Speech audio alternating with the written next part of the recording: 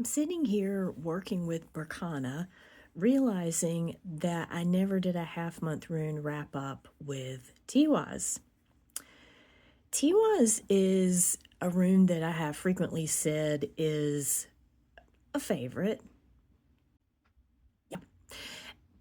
And that's unusual because most people are very uncomfortable with Tiwaz. It represents sacrifice, it represents grief, it represents an incredible change in life that is tantamount to a heart song not coming into being. The thing is, the heart song does come into being. It just doesn't come into being the way that we planned for it to.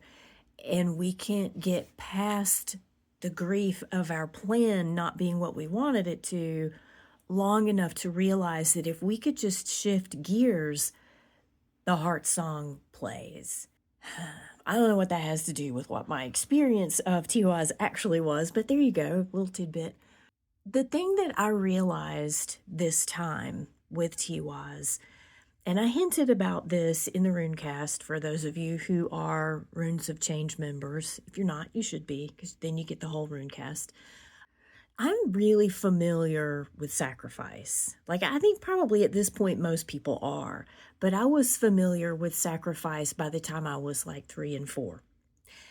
And I always thought, by which I mean my whole life, that meant I had made my sacrifice, right?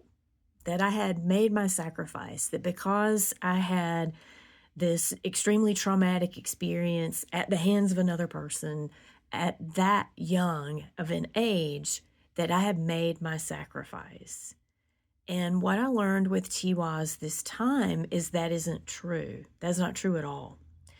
And going into humaning with that belief, which y'all know I don't express belief often about many things at all, but going through life with that belief has been really damaging for me. And I didn't realize that until now.